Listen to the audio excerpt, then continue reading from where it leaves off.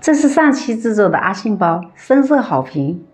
今天做一款高颜值阿信包，更加的与众不同。制作还是那么简单，却更加的实用，省钱又省布。拿出我珍藏的布头，上次用的是红色的，这次就选择一块绿色的吧。取布头圆宽度的最大值，裁剪一个正方形，边长为47.5厘米。粘上粘合秤，把表布和里布、横纹和直纹错开叠放，裁剪出和表布一样大小的里布，再画出标准的缝位线，并沿着缝位线车缝一圈，留出一个反口。横竖交错，这样缝合的方块不容易变形。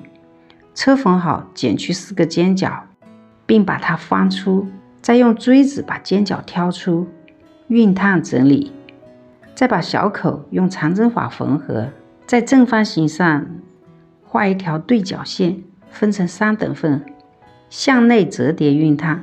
熨烫好，用夹子固定，两端出现了2个正方形，把2个正方形对角折叠熨烫。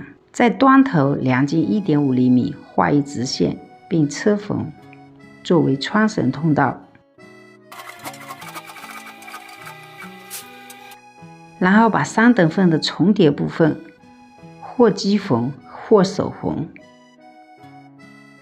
我用长针法进行缝合，更精细。看看我的手工如何？缝合好就是一个长方形，把它对折，再把两侧边手工缝合，用的还是长针法，缝的还不错哟。缝好放到里面进行抓角，抓角宽度8厘米。把缝好的2个角向侧边向上翻折，固定。固定好，把它翻回正面，再剪2根棉绳穿入通道，左右各一条，左进左出，右进右出。穿好绳头，打结即可完成。